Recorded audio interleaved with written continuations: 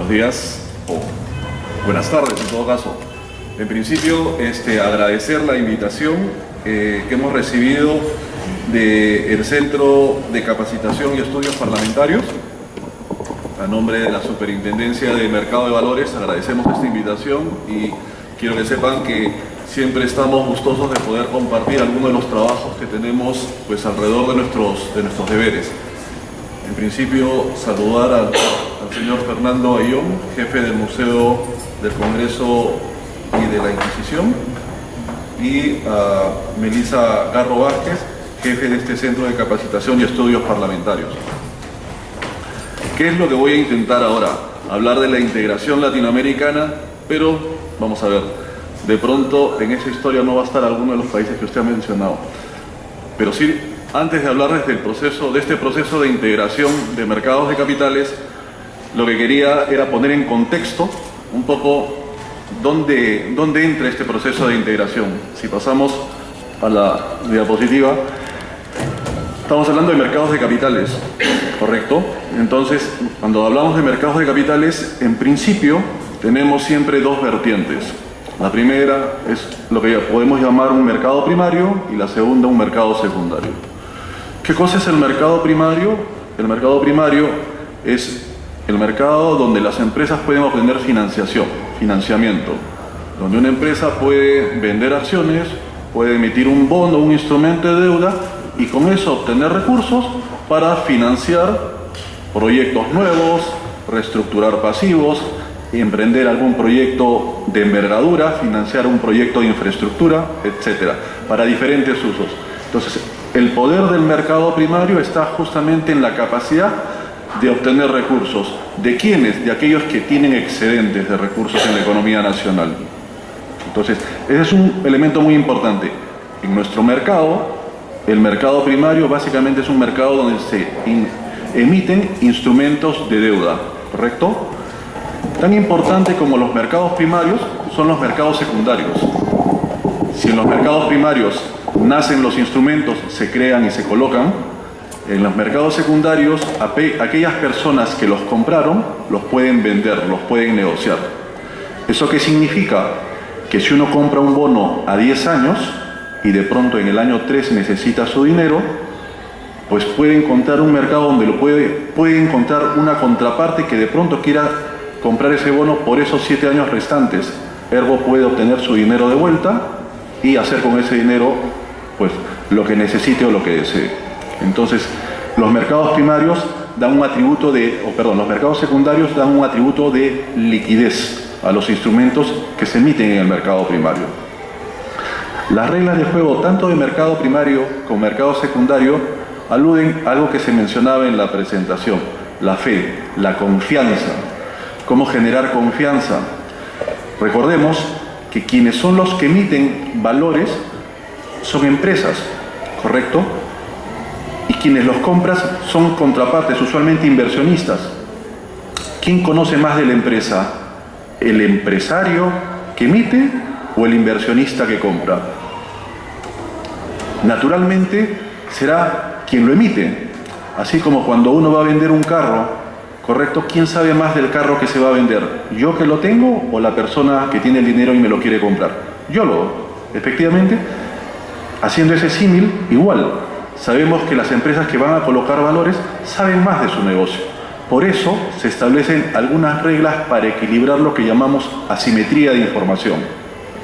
Dado que existe una asimetría y alguien sabe más, otra persona sabe menos, se establecen reglas tanto en los mercados primarios como en los secundarios para que los inversionistas puedan tener información sobre la cual puedan adoptar decisiones de comprar, vender o mantener instrumentos en sus portafolios.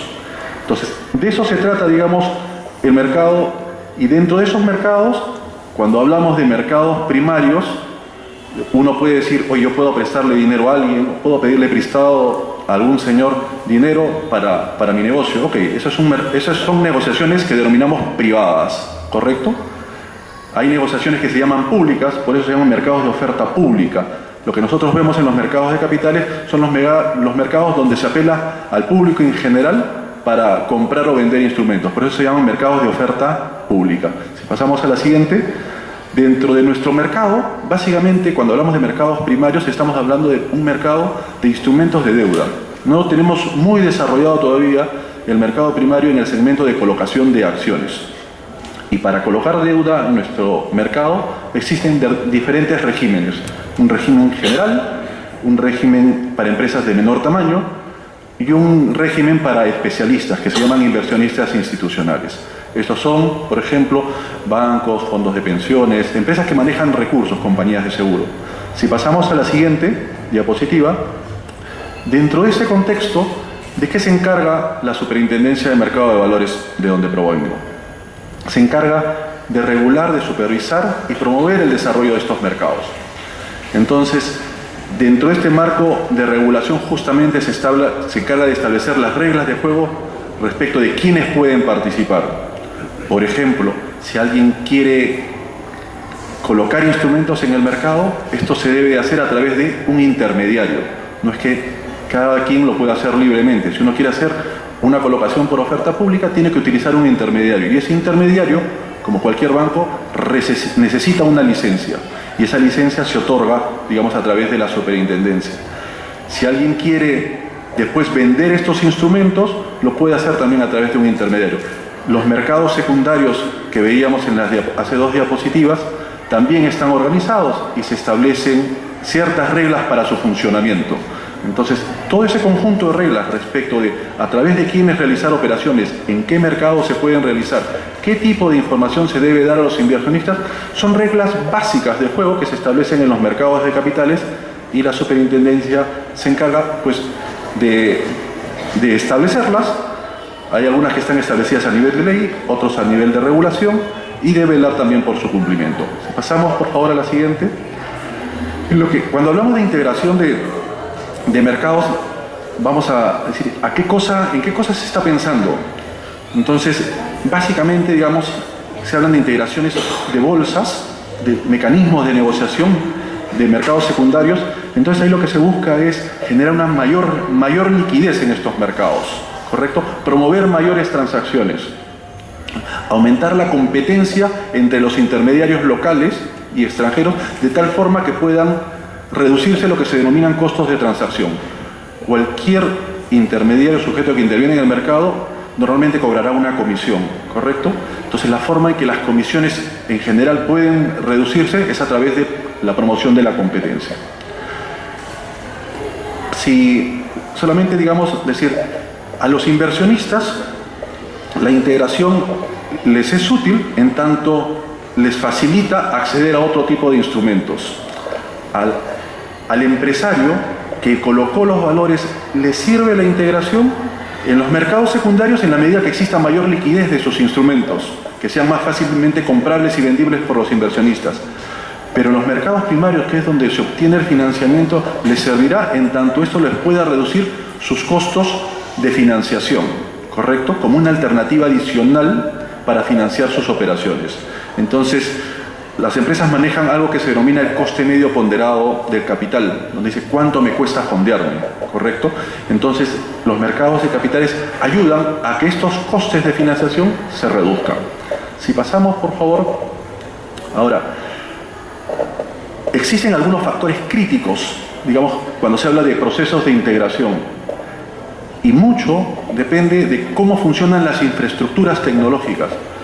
Las bolsas son, en este momento, digamos, son bolsas que operan a través de sistemas centralizados, ¿ok? Entonces, estos sistemas deben de estar preparados para poder funcionar los 365 días del año, ¿correcto? O bueno, los días que establezca la bolsa que hay negociación, de lunes a viernes, por ejemplo, ¿correcto? Pero deben estar preparados para no tener contingencias si es que hay un apagón, si es que hay un sismo, por ejemplo. Todos estos riesgos deben de estar previstos para garantizar que las operaciones se pueden realizar tanto en esta plataforma de negociación como que los intermediarios que llegan a estos mercados también puedan trasladar las órdenes que reciben de sus clientes. Básicamente, cuando uno quiere hacer una operación en un mercado secundario, buscará un intermediario y le dirá, yo quiero comprar tal acción, yo quiero vender tal acción o yo quiero comprar tal bono, ¿correcto? Eso que se llama una orden, luego se registra en lo que se llama un sistema de negociación. Y ese sistema de negociación viendo la orden que uno dice de compra y viendo cualquier otra orden de otro lado que diga venta, podrá automáticamente hacer que la operación pase, ¿correcto? Y en ese momento, digamos, se genera la transacción. Luego de eso existen algunas obligaciones de entregar dinero, ¿correcto?, para poder pagar las operaciones. Ahora, ¿qué riesgos tienen, digamos, los procesos de integración en mercados de capitales? Y uno de los, de pronto, primeros y más evidentes es que efectivamente los inversionistas o los emisores no perciban que efectivamente se reducen los costos de transacción o que no se producen más operaciones. En fin, que de pronto los beneficios prometidos no se alcancen, ¿correcto? Si es que en cualquier operación de mercado siempre pueden haber, ¿qué riesgos, digamos, pueden haber? Uno, de pronto que la contraparte no me entregue los valores o que no me llegue mi dinero, ¿correcto? Si es que eso se produce, ok, podríamos generar desconfianza en el proceso. Los mercados locales ya tienen una forma de actuar. Cuando tú incorporas un jugador del exterior, ok, tienes que también administrar los riesgos que puede suponer poder saber si es que esa persona tiene los valores o si esa persona tiene los dineros para poder pagar. Entonces, son temas, digamos, que toca gestionar respecto de las transacciones que se puedan dar en los mercados de valores. En todo mercado secundario, lo que busca, más allá, digamos, de dar un atributo de liquidez, comprar y vender acciones o instrumentos de deuda, lo que busca también es generar precios de competencia, ¿correcto? Precios donde la oferta y la demanda encuentren un equilibrio y efectivamente eso, digamos, refleja un valor de lo que el mercado percibe, que puede valer una acción, de lo que el mercado percibe puede ser una tasa de rendimiento atractiva para un instrumento de determinado plazo de vencimiento y riesgo. Entonces, eso es, digamos, el aporte, digamos, de los mercados de capitales, establecer precios o tasas para diferentes plazos y riesgos que se puedan asumir. Si pasamos, por favor, en los mercados secundarios, en las bolsas, ¿qué tipo de integraciones suelen producirse? La más simple es aquella que apela a que solamente puedan viajar órdenes. Tal vez se lo explico de la siguiente manera. En el mercado local, lo que se requiere, de hecho en nuestro mercado, es que cualquier intermediario tenga autorización del regulador para operar en el mercado, ¿correcto? Entonces, ¿cómo hago para que entren órdenes de otro mercado? Pues el inversionista puede buscar directamente un inversionista de otro país, puede buscar directamente un intermediario que opere en mi país para poder operar. Formas de facilitar esto es realizar algún convenio entre un intermediario de otro país con intermediario de mi país y a través de ese convenio que las órdenes puedan viajar, ¿correcto? Eso se llama ruteo de órdenes. Van a canalizar órdenes. Entonces, intermediarios de otro país pueden canalizar órdenes a través de intermediarios del país. Otros procesos ya van un poco más allá y permiten que en las pantallas de negociación se puedan mirar también los valores de otros países, ¿correcto? Y en esas pantallas todos puedan ingresar directamente sus órdenes a la negociación. Entonces, ese es un segundo nivel donde ya uno puede entrar directamente a la pantalla de negociación. Hay otro nivel donde los sistemas de negociación no se mantienen separados, sino se unifican, se centralizan, y existe una sola gran pantalla de negociación para varios mercados, ¿correcto? Eso podría ser, digamos, el mecanismo centralizado. Eso ya implica, por ejemplo, que yo pueda reconocer que operen en el mercado peruano intermediarios que han sido autorizados en algún otro país, ¿correcto? Eso, digamos, para nuestro mercado implicaría hacer algunos cambios de ley de tal forma que se permita la operación de intermediarios del exterior en nuestro mercado. Hoy, digamos, las reglas de juego establecen que cualquier persona del exterior que quiera establecer un intermediario local, pues debe tener presencia comercial, es decir, constituir una empresa y esta empresa obtener su licencia de funcionamiento, ¿correcto? En un esquema 3, digamos, de integración, entre comillas, se puede prescindir de ese paso en la medida que la regulación supranacional reconozca que esa autorización dada en otro país puede ser válida en mi mercado. Nosotros no hemos llegado a ese paso. Algunos ejemplos de integraciones de mecanismos de negociación son los que se mencionan ahí. Algunos que abarcan mercados accionarios en Estados Unidos, otras, digamos, mercados que se denominan extrabursátiles, como lo que es Nasdaq o OMX en Europa, o algo que es el punto 3, que son los mercados americanos, europeos, a través de lo que se llama Intercontinental Exchange. Son diferentes tipos donde finalmente lo que están facilitando es, que la negociación se pueda realizar con mayor facilidad entre mercados que están en diferentes países. Si pasamos, por favor, hay otras iniciativas, por ejemplo el Asia Trading, que implica facilitar una plataforma de negociación para varias bolsas, ¿correcto? Y ahí hay 3 bolsas que, por ejemplo, ya iniciaron el proceso y se espera, digamos, que algunas otras más puedan sumarse. Finalmente, digamos, lo que está intentando estas bolsas es que los inversionistas puedan canalizar sus órdenes y puedan acceder a un portafolio más amplio de valores. Hay una iniciativa que está un poco más rezagada, que es de los mercados africanos, y así como estas hay otras, digamos. Lo que quiero decir es que este es un mercado, digamos, que está en movimiento, ¿correcto? Si pasamos, por favor, a la siguiente. En el caso nuestro, ¿qué cosa es lo que hemos tenido? No estamos hablando de la Gran Colombia, digamos, de los mercados de la Gran Colombia, sino estamos hablando, acá, digamos, lo que hubo fue una iniciativa de ¿quiénes? En principio, de la bolsa peruana y de la bolsa colombiana. Digamos que los mercados de valores tienen bolsas, que es donde se negocia, y esa negociación, digamos, se registra, ¿correcto?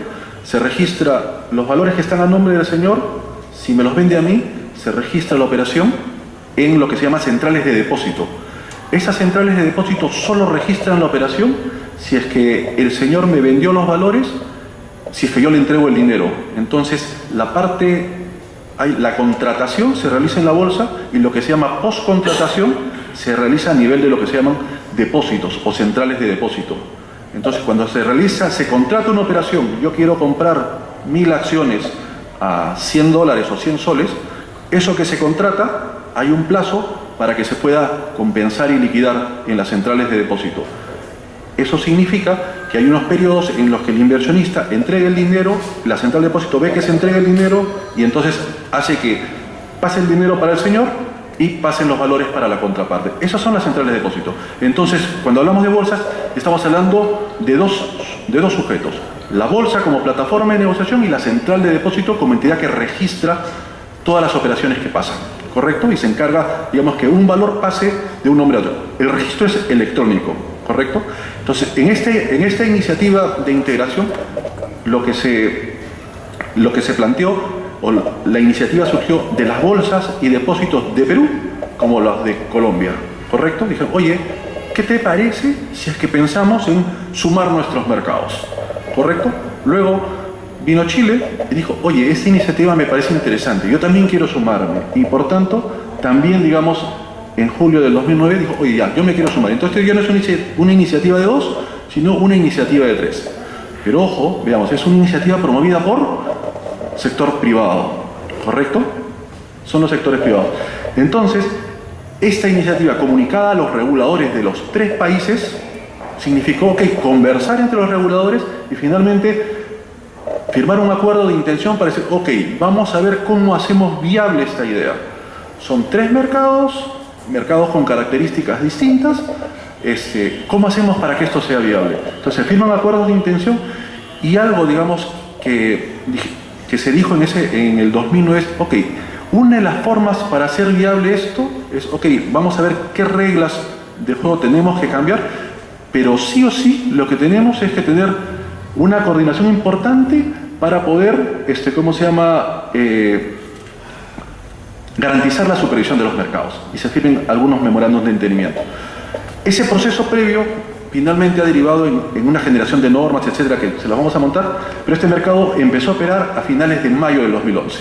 Entonces ya nació, ¿con quiénes? Con la Bolsa de Comercio de Santiago, ¿correcto? La bolsa de Colombia y nuestra Bolsa de Valores de Lima.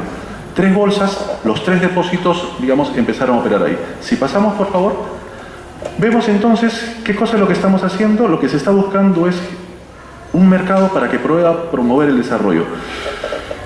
¿Cómo un mercado de capitales puede promover el desarrollo? Porque financia, ¿correcto? Le digo, es un lugar donde uno puede obtener financiación. Entonces, esto que nos enseñan a los economistas, el Producto Bruto Interno es consumo más inversión más gasto del gobierno, más exportaciones, menos importaciones. ¿Dónde entra el mercado de capital? Te ayuda a financiar la parte de inversión, ¿correcto? Entonces los mercados primarios son útiles en tanto ayudan a financiar la pata de inversión de nuestro producto.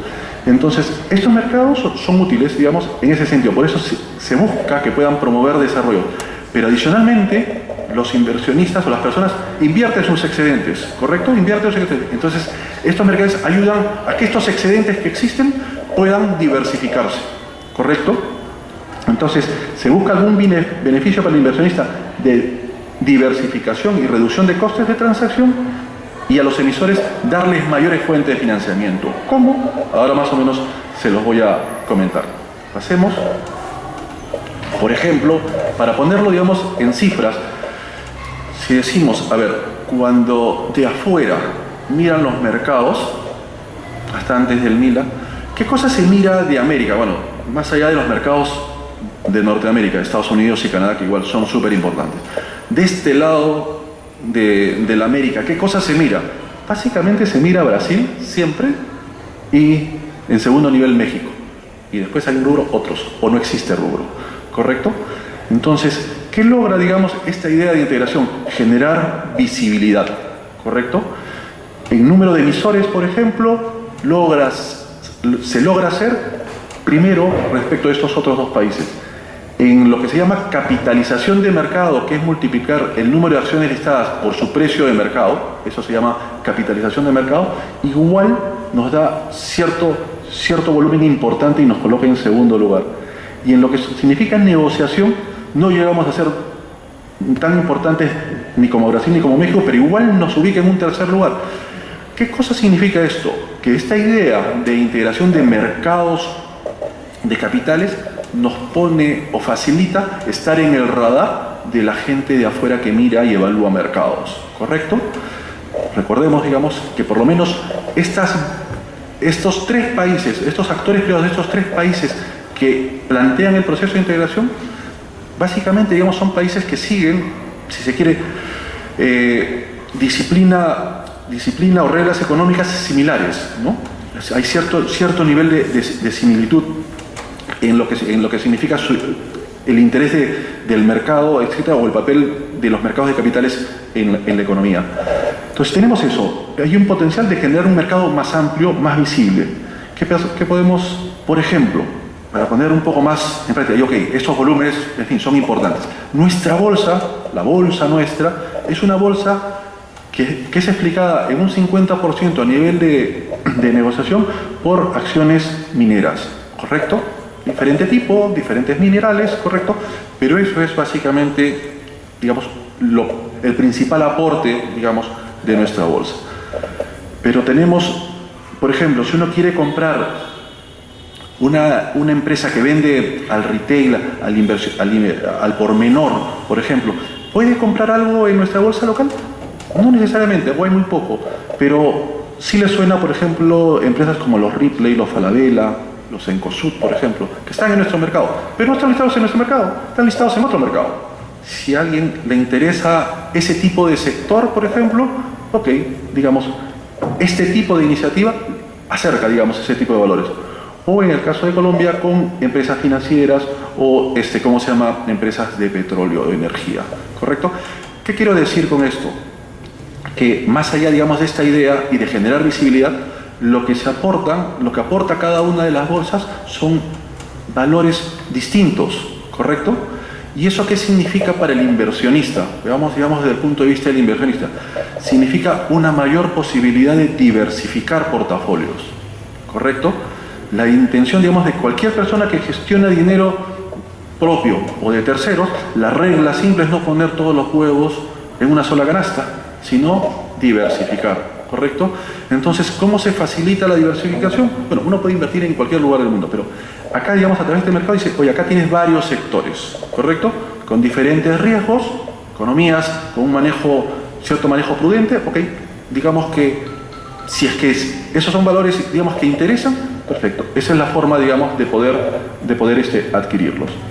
Si pasamos, ahora, este proceso de integración se planteó, digamos, en dos etapas. Una fase 1, que es lo que les comentaba, de un enrutamiento intermediario, y una segunda fase, que digamos no es que esté cercana, pero donde ya pudieran tener un acceso directo a los intermediarios, donde la economía, los mercados locales pudieran reconocer la licencia otorgada por Colombia o la licencia otorgada por Chile para que venga un intermediario de estos mercados y pueda operar directamente en la bolsa, ¿correcto? Es más, podría trascenderse a generar un mecanismo de negociación. Pero no estamos en eso, estamos en lo que se llama enrutamiento. Cómo trasladamos las órdenes, en este caso, de mercados chilenos y colombianos al mercado peruano o de inversionistas peruanos hacia estos otros dos mercados. Y para eso se hicieron varias cosas. Pasemos, por favor. Entonces, ¿qué cosas se dijo? Ok, esto significa primero un esfuerzo tecnológico, ¿correcto? Esfuerzo tecnológico para que los intermediarios primero estén adecuadamente interconectados ¿Y eso qué significa? Ok, que los contratos, que los intermediarios deban de tener contratos. ¿Cómo hacer con un inversionista de Colombia a Perú? A través de un contrato que tenga un intermediario autorizado allá con un intermediario autorizado en Perú, ¿correcto? Eso se llama contrato de corresponsalía, ¿correcto? Entonces se establecieron contratos, se estableció que la negociación, son negociaciones en tres mercados. El intermediario del mercado local, entiéndase, intermediario del mercado peruano, se hace responsable por las operaciones que se realicen en su mercado a través de él. Eso significa, ¿cuál es la responsabilidad primera del intermediario? Primero, saber que la persona que le ordena vender algo tiene lo que dice que va a vender. Y segundo, saber que la persona que dice que va a comprar algo tiene el dinero para poder pagarlo. Esas son las obligaciones principales. Más allá, digamos, de también mirar, ok, que el dinero proviene de una fuente correcta y que no hay lavado de activos, etc. ¿Correcto? Pero digamos, para ponerlo en simple, esa es la obligación. Entonces, el intermediario local asume, ¿correcto? O busca a través de estos convenios de corresponsabilidad que efectivamente, digamos, las órdenes que vendrán de ese mercado a través de ese intermediario, pues supones personas que tienen dinero o tienen los valores. ¿Correcto? Cada bolsa también administra sus propios horarios. Esto no significa que, digamos, los horarios de negociación son iguales, no, cada uno tiene su horario, ¿correcto? Así como Nueva York abre distinto que de pronto la bolsa mexicana, sí, pues, también las bolsas en nuestros mercados, digamos, abren distinto. De hecho, digamos, con Chile tenemos 2 horas de diferencia, ¿correcto? Entonces los horarios se mantienen en cada país, ¿correcto? También realizar, digamos, esa operación y este ruteo de órdenes significa que en las pantallas de cada mercado se puedan ver los valores peruanos, chilenos y colombianos. Eso, digamos, para las reglas de juego local significa hacer oferta pública secundaria de acciones. De hecho, la fase 1 se plantea solo sobre instrumentos de renta variable, entiéndase acciones. Entonces, acá estamos hablando de, ok, generar un mercado secundario ampliado de renta variable y que, digamos, ¿cómo se llama? Cada bolsa pueda negociar lo suyo, ¿correcto? Entonces, cada bolsa administra sus horarios, son instrumentos de renta variable, se reconoce que en el mercado local puedan ofrecerse, mirar, digamos, estos valores. Entonces, eso significa, digamos, una inscripción, un esquema de inscripción, y también se establece que entre estas personas que se encargan de la postcontratación, las centrales de depósitos, también puede haber un intercambio adecuado de información para saber quién compra y quién vende, quién está detrás de cada operación, ¿correcto? De hecho, digamos, también se establece que las operaciones se transan en las monedas en las que está denominado cada valor. Por ejemplo, serán pesos chilenos, serán pesos colombianos o serán soles o dólares como es en nuestro mercado, ¿correcto? Ahora, todo esto, digamos, implicó, digamos, a través de nuestra regulación, hacer un conjunto de reconocimientos, que son los que se mencionan, digamos, ahí. Ok, reconocer que este modelo de enrutamiento es posible realizarlo en nuestro mercado, es posible que yo pueda traer órdenes, digamos, de otro mercado y canalizarlas a este mercado local, que los valores puedan ser ofertados en el mercado secundario. Todo eso, digamos, se establecieron, digamos, como a través de un desarrollo regulatorio. Y también se tuvo que establecer un esquema de supervisión.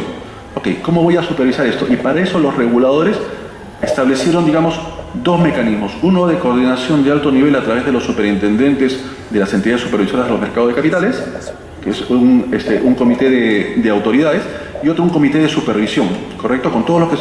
¿Qué cosa es lo que vas a supervisar en un mercado secundario? Más allá del funcionamiento del propio intermediario y que cumpla ciertas reglas prudenciales. También que en las negociaciones no se manipulen los precios, ¿correcto?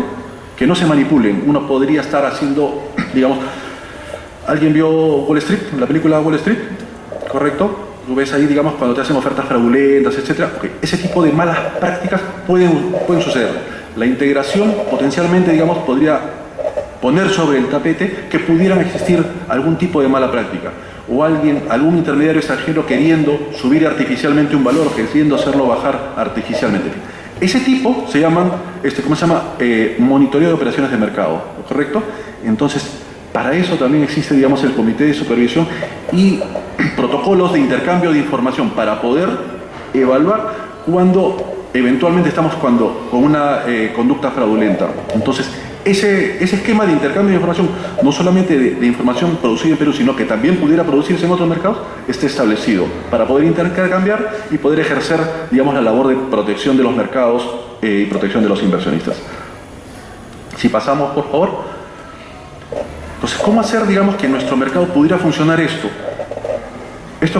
Esta idea, que comenzó en el 2008, digamos, entre dos, y después se sumó Chile, implicó primero dar ¿cómo se llama?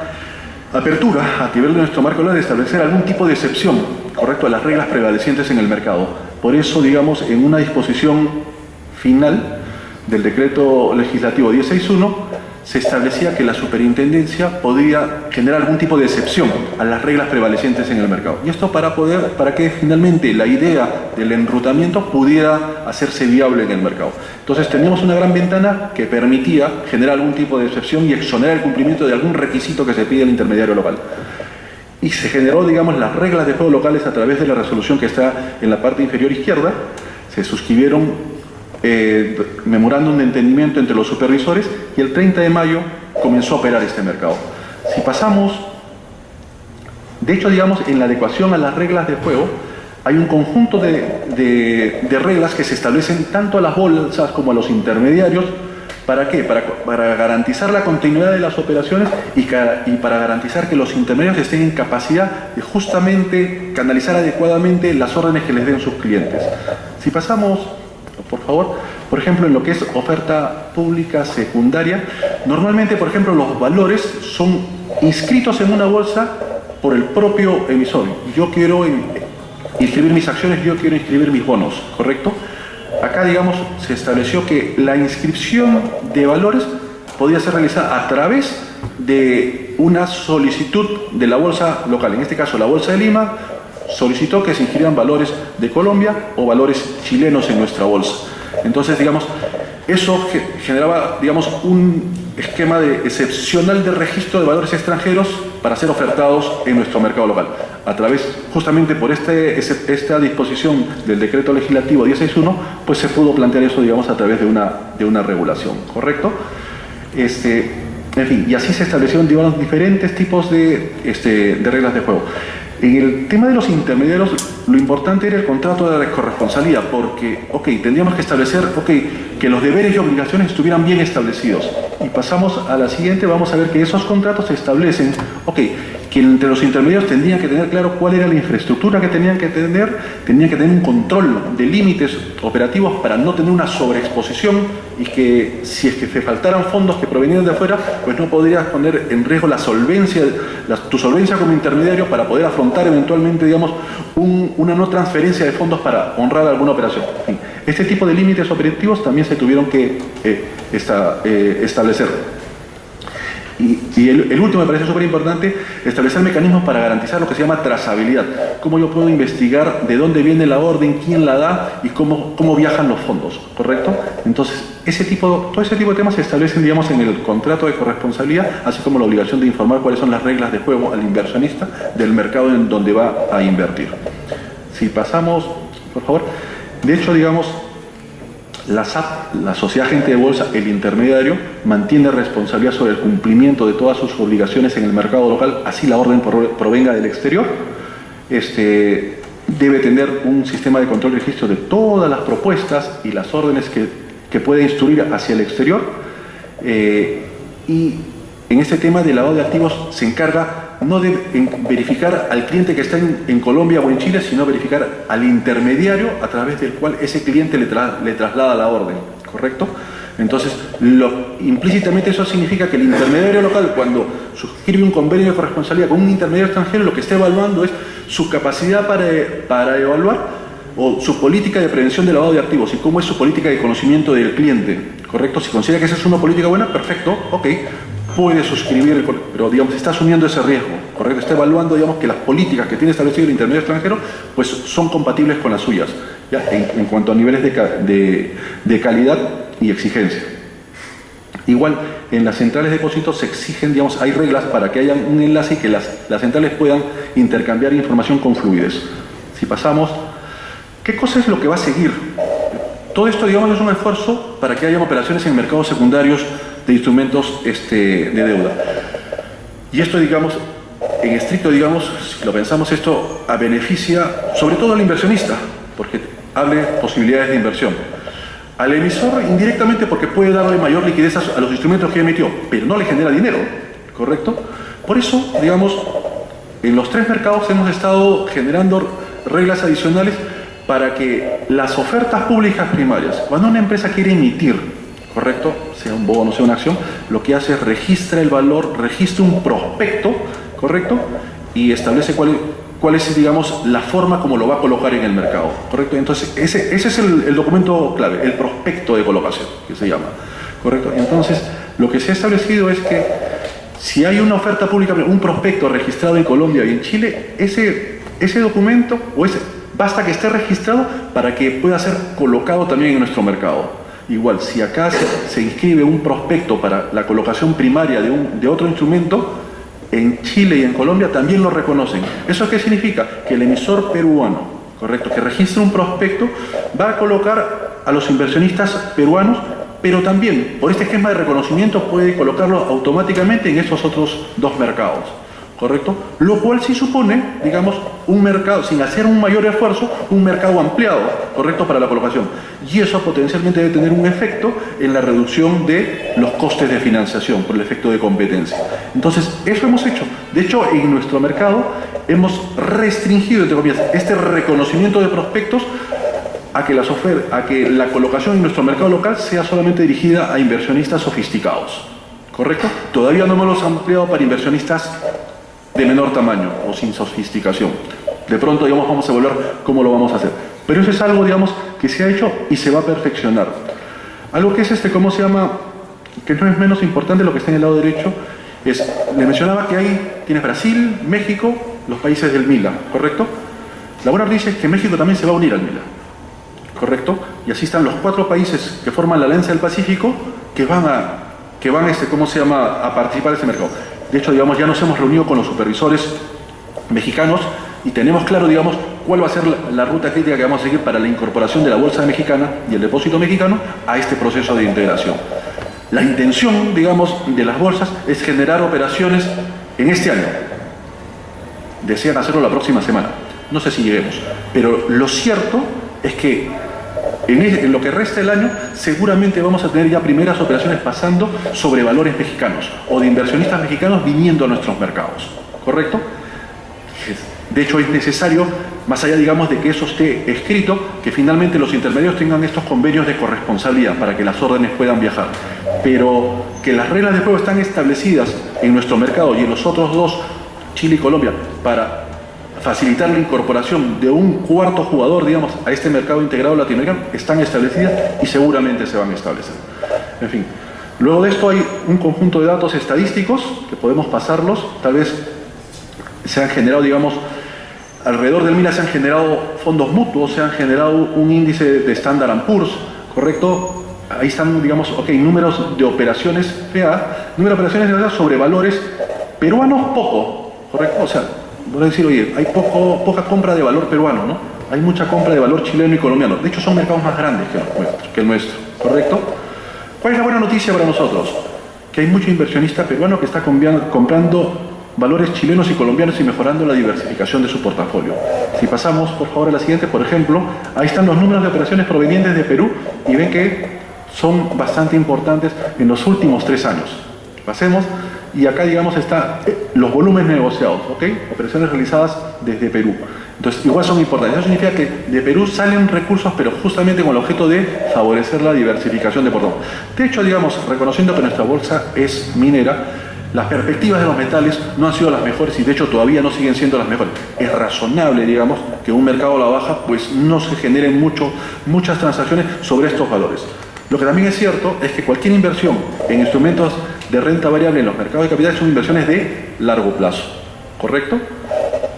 Y bueno, hay algunos otros datos más de operaciones, esos son convenios entre intermediarios. De hecho, fíjense, los valores más transados son chilenos y colombianos. Son algunos ejemplos de empresas que se producen. Pasemos, por favor. Estos son fondos mutuos que se han creado tanto en Chile, en Colombia. Si pasamos, por favor, avancemos una más. Hay un índice, Standard & Poor's creó un índice 1040 de 40 empresas de estos tres países, ¿correcto? Si se incorpora a México, probablemente pues generarán el 1050 o se rebalanceará el portafolio, pero esto trata de medir de forma agregada el comportamiento de los participantes relevantes de los tres mercados, seguramente se ampliará. Pasando, por favor. Para terminar, yo les decía, digamos, tenemos poca visibilidad. Esta es una forma de ver cuán poco visibles somos si jugamos solos el partido. Miren, por ejemplo, en términos de negociación, la figura de la derecha, Estados Unidos y Canadá llevan casi el 50% de la negociación mundial, ¿ya? En renta variable, ¿correcto? Ya entienden las acciones. Europa.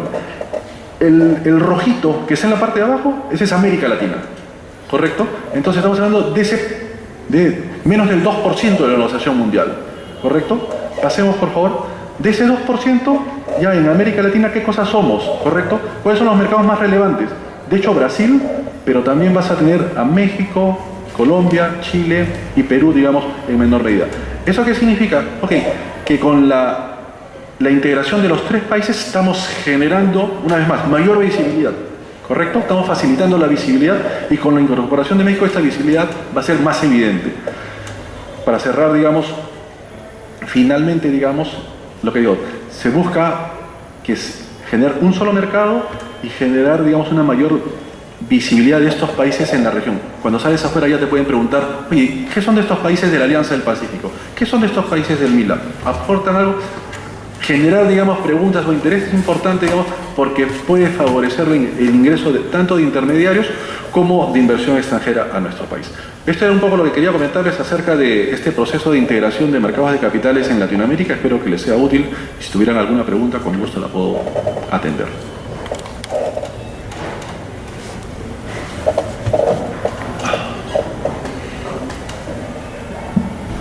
Invitamos a todos nuestros asistentes a formular sus preguntas si lo hubiera. Gracias.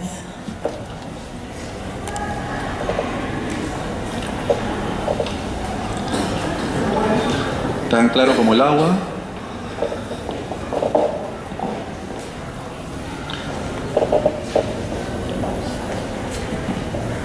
Buenas tardes. Quisiera saber si en promedio el volumen negociado se ha incrementado a partir de la salida del MILA del 2011 hasta hoy en la bolsa peruana.